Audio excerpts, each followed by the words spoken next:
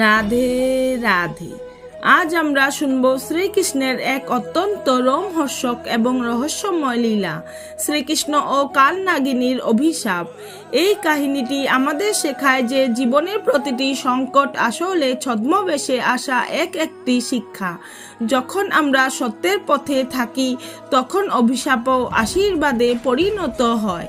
কালীয় নাগকে যমুনা থেকে বিতাড়িত করার পর ব্রজভূমিতে তখন আনন্দের জোয়ার, কিন্তু সেই রাতে যমুনার এক অন্ধকার গুহা থেকে বেরিয়ে এলো কালীয় নাগের বোন কালনাগিনী।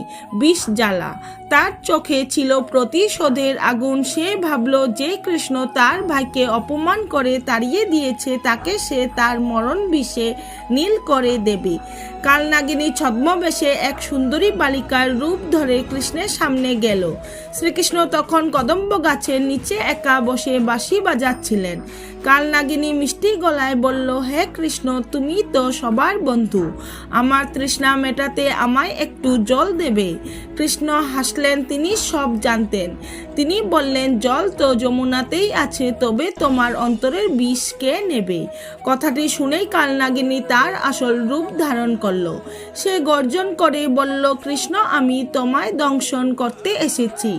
আমার বিষে দেবতারাও মূর্ছা হয়ে যান, তুমি তো এক সামান্য বালক। সে ক্ষিপ্র গতিতে কৃষ্ণের চরণে দংশন করল, কিন্তু একই দংশন করার সাথে সাথে কালনাগিনী নিজেই যন্ত্রণায় ছটফট করতে লাগলো। কৃষ্ণের নীল শরীরে বিষ প্রবেশ করার বদলে সেই বিষ যেন সুধায় পরিণত হয়ে কালনাগিনীর মুখেই ফিরে গেল।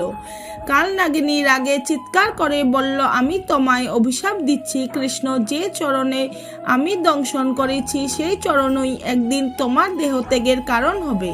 শ্রীকৃষ্ণ তখন অত্যন্ত শান্ত গলায় বললেন, দেবী, তোমার এই অভিশাপ তো আমার জন্য আশীর্বাদ, কারণ জগতের কল্যাণে আমার দেহত্যাগ হবেই, কিন্তু তোমার দংশনের মাধ্যমে তুমি আমার চরণে স্থান পেয়ে গেলে। আজ থেকে তোমার বিষ জগতের উপকারে লাগবে। তোমার নাম হবে নাগমাতা এবং মানুষ তোমাকে ভয় পাওয়ার বদলে ভক্তি করবে। কালনাগিনী বুঝতে পারল যে সে মায়ার অধিপতির সামনে দম্ভ দেখাচ্ছিল। সে কৃষ্ণের চরণে লুটিয়ে পড়ল। কৃষ্ণ তাকে আশীর্বাদ করলেন যে সে আর মানুষের ক্ষতি করবে না, বরং বনের ওষুধি গাছ রক্ষা করবে। কালনাগিনীর বিষ তখন ওষুধে পরিণত হলো। রাধে রাধে। প্রিয় ভক্তগণ, আপনাদের যদি এই কাহিনী ভালো লেগে থাকে তাহলে অবশ্যই লাইক করুন এবং কমেন্টে লিখুন রাধে রাধে।